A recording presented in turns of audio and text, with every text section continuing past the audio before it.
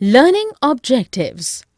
After completing this module, learners will be able to understand what is equilibrium, learn about the out of equilibrium behavior, understand how the shifts of demand and supply curves affect in equilibrium prices and quantity, understand wage determination in labor market, understand shifts in demand and supply, learn about the free entry and free exit of the firms in the perfect competitive economy, understand the criteria of price flooring, agricultural price support program and minimum wage rate legislation.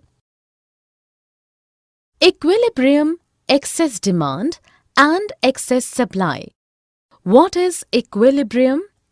In equilibrium, in short, the total quantity that all firms want to sell equals with the entire quantity that all consumers want to buy in the market.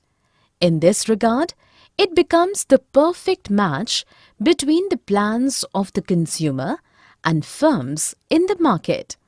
Eventually, the equilibrium price signifies the price fixed at the point of the equilibrium, and the specific quantity being bought and sold are called equilibrium quantity. Thus, in the price P, the market demand QD and market supply QS gets equal with the equilibrium point. Excess demand and excess supply.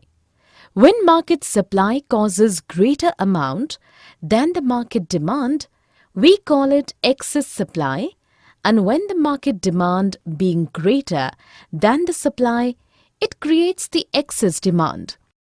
In the competitive market, the equilibrium point is the culmination point of zero additional demand and supply respectively. In phases of non-equilibrium, when the supply does not get equals with the demand, the price happens to change. Out of equilibrium behavior. It was believed that one invisible hand being responsible to increase the price whenever in the market, it creates the excess demand, and it happens opposite. That is, price gets reduced when the supply increases. It eventually helps to attain the equilibrium as well in the long run.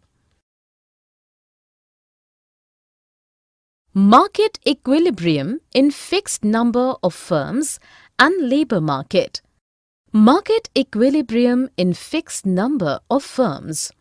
In a perfectly competitive market, where the number of firms is fixed, the market supply curve for a distant commodity shows the supplies of the firm at different prices, and the demand curve tells us the quantities of the commodity the consumer being ready to purchase at different prices. Market price, supply and demand in interaction.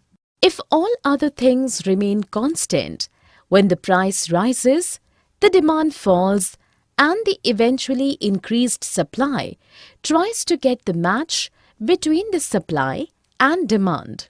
On the other side, when the supply exceeds and consequently the price reduces, it happens that some firms being unable to provide the commodities in the reduced price. Wage determination in labor market. For commodities, the households are the buyer, but in the labor market, households are the supplier of the labor and the firms are the buyer. In this market, the labor depicts the hour of works done by the laborers, not the numbers of laborers. Here, the wage rate is calculated when the demand and supply curves of labor intersect each other at the equilibrium point. When the value of marginal product of labor is greater than the wage rate, the firm continues to earn more profit by hiring one more unit of labor. But When it becomes less than the prevailing wage rate, the firm starts to increase the profit of lessening 1 unit of labor from employment. It has two effects on households. When households supply labors, one is to enjoy the leisure and the second one is spending more time in work in order to earn more money. That is exactly found when the wage rate increases, while the opportunity cost of leisure makes it costlier. When the individual works for more hours, their purchasing power increases, and thus the requirement of leisure again starts to augment eventually. Shifts in demand and supply. Demand shift. For the reason of changes in one or more than one factors, like preferences of the consumers, price of the commodities, consumers' incomes, technology used in the production, market size, inputs price in the production, and many others.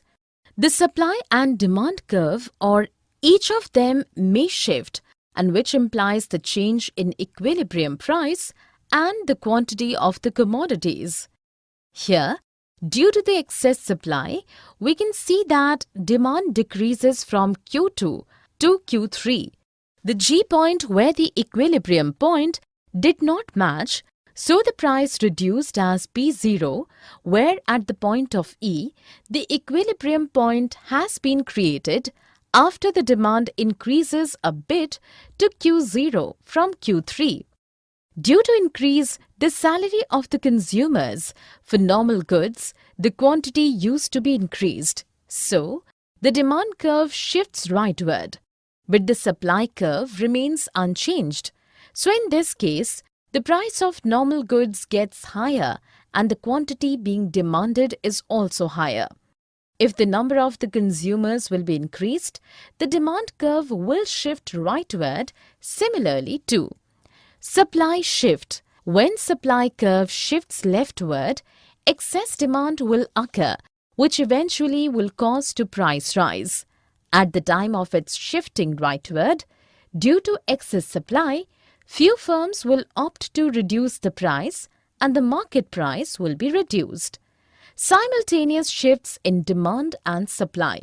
When both supply and demand curves will shift uniformly rightward, quantity of demand will be increased, but the price may stay unchanged or may increase, decrease.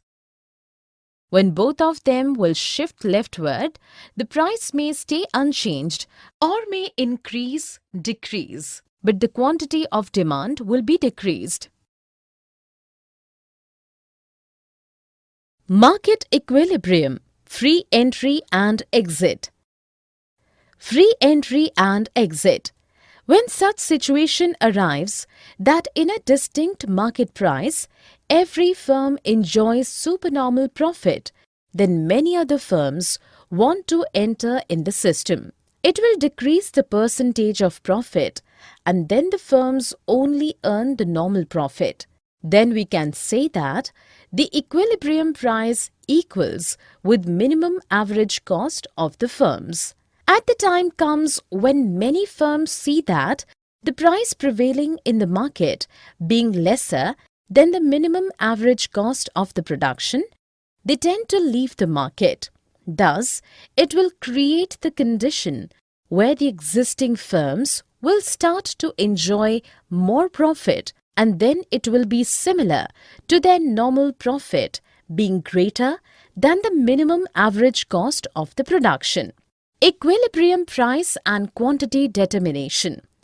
In a perfectly competitive market, in the phases of free entry and exit, the equilibrium price gets equal to minimum average cost line and the quantity in equilibrium is determined at the intersection point of the market demand with the price line, that is, prevailing market price being equaled with minimum average cost of the firm.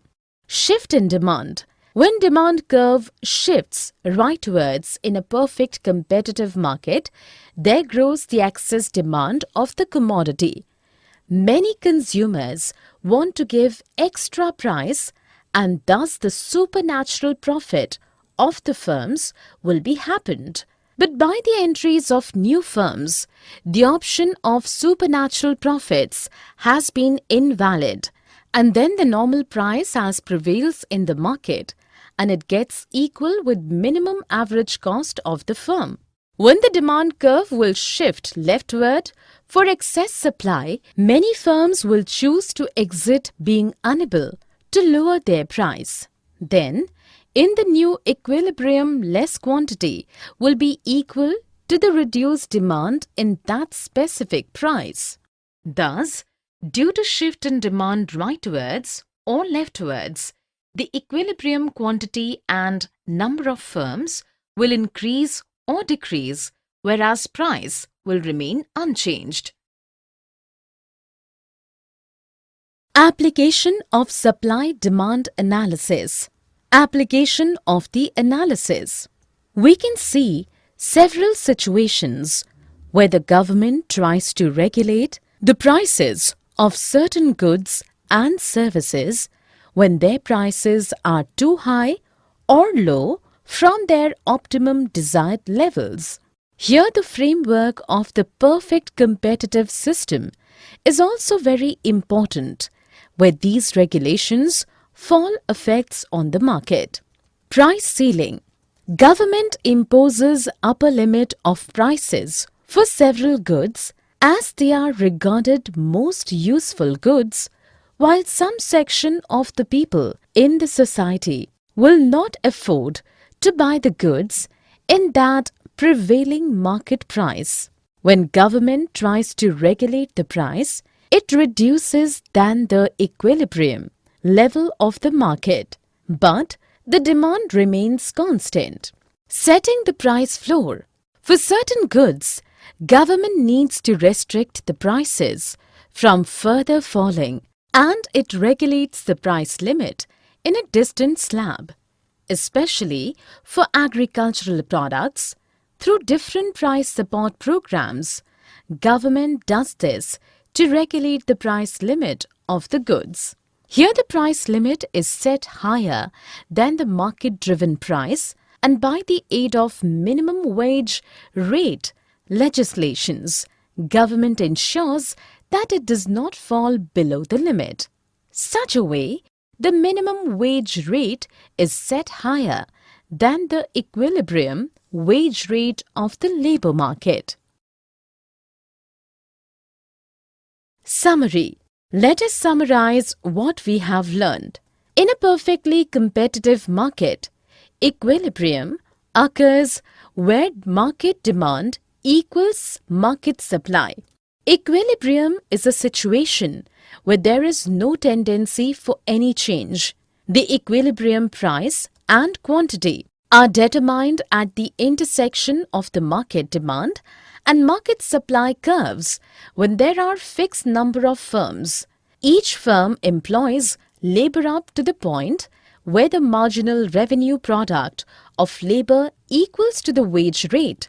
The entry and exits of the firms are dependent on the minimum average cost of the production of the firms in the market, with supply curve remaining unchanged.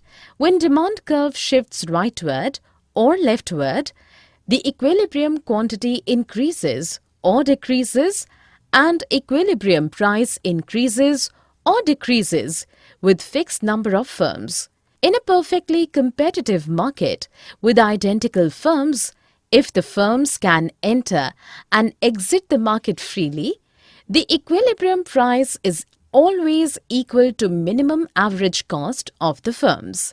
With free entry and exit, the shift in demand has no impact on equilibrium price but changes the equilibrium quantity and numbers of firms in the same direction as the change in demand. In comparison to a market with fixed number of firms, the impact of a shift in demand curve on equilibrium quantity is more pronounced in a market with free entry and exit. Imposition of price ceiling below the equilibrium price leads to an excess demand and supply.